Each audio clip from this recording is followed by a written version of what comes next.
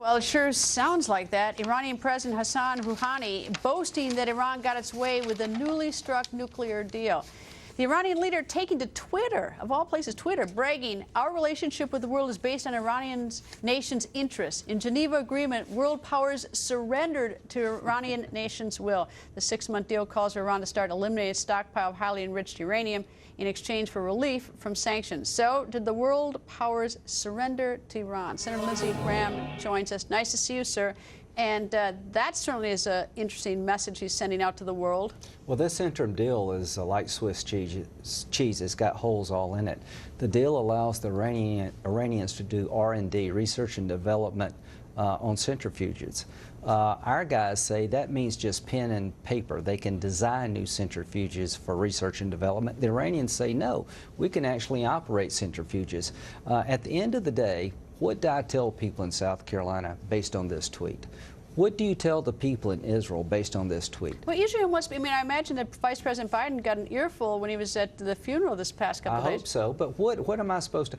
The Iranians are trying to get a nuclear weapon. When they say they're not, they're lying. If they get a nuclear weapon, if the Ayatollahs get nukes, God help us all. Well, this wasn't designed just to sort of keep the crowd at home happy, because it wasn't in Farsi. It was on the English Twitter. So he was clearly sending a message to the United States and the other nations. Did you see the LA Times story about a secret side deal with the Iranians that the Iranian diplomat acknowledged existed? And our State Department's denying. Secretary John McCain and myself are writing a letter to Secretary Kerry.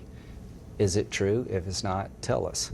Tell the Iranians to stop doing this. But we're writing a letter to Secretary Kerry. Is there any deal that's classified? Is there a side deal? They're trying to get a nuclear weapon. This interim deal, what's the goal? Is to make sure they can't. In the next 6 months, if they tried very hard, they could have a nuclear weapon.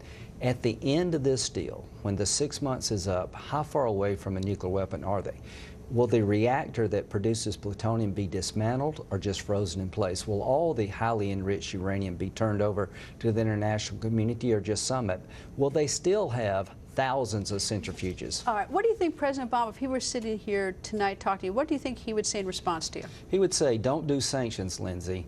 If you do another round of sanctions, you're going to destroy the last chance for peace. And I would say, Mr. President, the people you're dealing with are liars. And I should say, former Secretary of Defense Gates said that the sanctions should be passed in the Senate, but with a condition that, do you agree with that, the condition that there's a trigger that if they don't comply with the sanctions we're trying to pass in the Senate reinforce the end game. They don't go into effect until 6 months, and they would never go into effect if they dismantle the reactor, stop enriching, and turn over their uranium. Is the Obama administration, are they in good faith having a negotiation, or are they just being bamboozled? I think they want a deal for a deal's sake.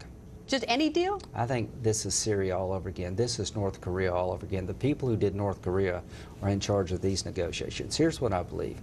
I don't think this administration really has an end game of stopping the enrichment program. They're just trying to reduce it. And if you're Israel, could you live in peace with the idea that the Ayatollahs have the capability to turn uranium into a bomb material? I couldn't. Well, I don't think Prime Minister Netanyahu will either. He's been pretty blunt about that. This interim deal is a bad deal, and if we don't start disciplining the Iranians, they're going to run all over us. Senator Graham, always nice to see you, sir. Thank you.